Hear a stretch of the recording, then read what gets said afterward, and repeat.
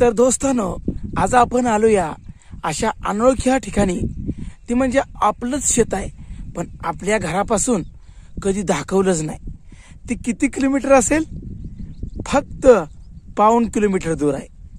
आणि ह्या शेतामध्ये आपण सूर्यफुलाची लागवड केलेली आहे. कसं आहे बघा सूर्यफूल, फक्त याला एकच पाणी दिलेलं आहे आणि पाऊस पडला थोडा थोडा म्हणून एकदम डुलायला लागले बघा. आणि ह्याचं एक वैशिष्ट्य आहे, ज्या ठिकाणी सूर्य जाईल का त्या ठिकाणी तो तोंड करून उभा असतोय.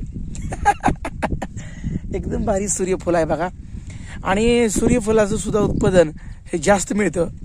पण काय करायचं, आमच्या भागात पाऊस कमी असतोय, तरी पण डिरिंग करून पहिल्यांदाच लागवड केलंय बघा सूर्यफूल, म्हणजे सनफ्लावर. आता बघू दिवस कसे येतात. पाऊस पुढं पडत पडत गेला तर सूर्यफूल एक नंबरच येणार आहे. आणि तुम्हाला सांगतो, 2 दिवस झालं पाऊस थांबला होता, पण पुन्हा एकदा पावसानं थोडी रिपरिप चालू केलेली आहे. आणि कसं आहे माहिती आहे का, थोडा जरी पाऊस पडला तर ह्या सूर्यफुलाला एकदम भारी काम असते, एकदम झकास आहे. खरं तर शेतकऱ्याला पाऊस नाही जरी पडला तर पेरणी वाया जाते, पण पेरणी वाया गेली नाही पाहिजे. आणि खरं सांगतो तुम्हाला, शेतकरी किती बी कष्ट करू द्या, पण त्याला निसर्गाची साथ पाहिजे. मस्त आता मी शेतामध्ये शेणखत घातलंय, पुन्हा बियाणं घातलेत, नांगरट, कुळवणी, पाळ्या सगळं केलंय. आणि पाऊस जर वेळेवर नाही पडला तर आपल्या पिकाचं नुकसान किती होणार सांगा बरं तुम्ही. म्हणजे बेभरवशाचं पीक आहे. पाणी नसलं की निसर्गाचा लहरीपणा. खरंच शेतकरी आशेवर जगतोय राव. खरंच तुम्ही सांगा, आशेवर जगतोय की नाही सांगा बरं. म्हणजे पाऊस पाणी भरपूर पडला तर शेतात आहे, नाहीतर आपल्याला घरदार सोडून जावं लागतंय. आज आपण देशातली, महाराष्ट्रातली कितीतरी कुटुंब बघतोय की पाण्याअभावी आणि या निसर्गानं साथ न दिल्यामुळं गावं सोडून गेली. काही गावं ओस पडली. म्हणजे शहराकडं बेसुमार लाट आहे. इतकी अफाट गर्दी आहे राव की शहरामध्ये नुसतं प्रदूषण झाले. असू द्या, देवाकडे आपण विनंती करू, ह्या वर्षी तर चांगला पाऊस पडू दे. नालं असेल, तळी असेल, नदी असेल, तुडूंब भरून वाहू दे. अरे पाऊस पडला तर सगळं आहे, नाहीतर काहीच फुलत नाही. एकदम भारी आहे बघा.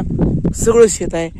इथे एक सुबाबळाचं झाड आले, तुम्हाला दाखवतो बघा. हे सुबाबळाचं झाड, कारण का असंच मी काय करत होतो उन्हाळ्यामध्ये कडकडूनी ज्यावेळी नांगरट केली का त्यावेळी थोडं बीज काढलं होतं आणि त्याचंच रूपांतर बघा ह्या मोठ्या झाडामध्ये झालेलं आहे. सुबाबळी झाड. या शेतामध्ये झाडं भरपूर नाहीत, असू द्या. आणि आपल्या शेताच्या शेजारी वही फॉरेस्ट आहे, म्हणजे सगळं जंगल आहे. खरं तर आमच्या गावाला जंगल हे भरपूर आहे. हे आमचा बांधच आहे. या बांधा शेजारी फॉरेस्ट आहे. फॉरेस्टात पण नवीन झाडांची लागवड केलेली आहे. आता 2 वर्ष झालं, ती पण झाडं चांगली आली. ती फक्त पावसाची साथ पाहिजे. जिकडं जाईल तिकडं पाऊस पाहिजे. पाऊस नसेल तर काहीच होत नाही. ह्याला फक्त आपण एक पाणी दिले बघा.